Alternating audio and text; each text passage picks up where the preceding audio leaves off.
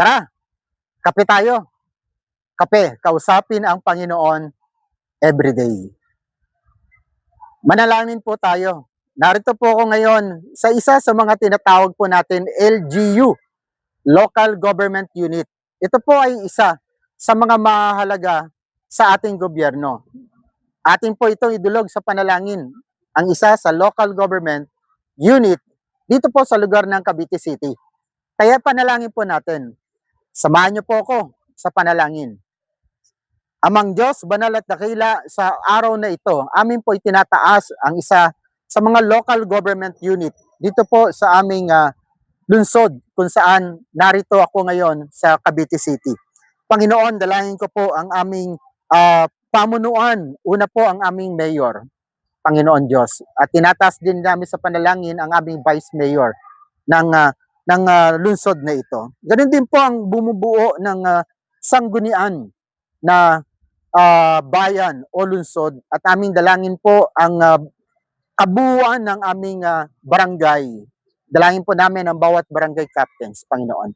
Lord, ito pong LGU na aking dinudulog sa panalangin sa oras po na ito. Mula po sa aming mayor, sa aming vice mayor, maging sa bumubuo, 10 ng sangguniang panlunsod. Dalangin ko, Panginoon, na ikaw po ang manguna.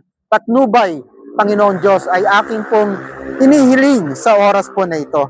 Samahan mo po sila, lalo na po ang kanilang pagpupulong, pag-uusap para sa ikaunlad ng isang lungsod bilang isang LGU.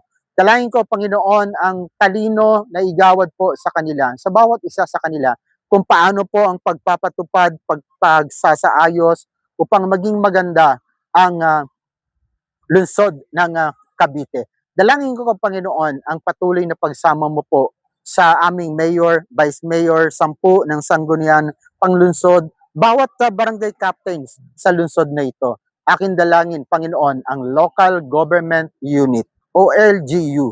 Samahan mo po sila, patnubayan mo po sila.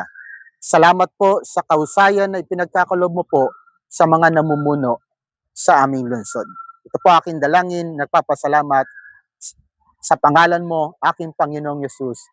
Amen and amen. Tara, kape tayo. Kausapin ang Panginoon everyday. Cloud Sniper, Shalom!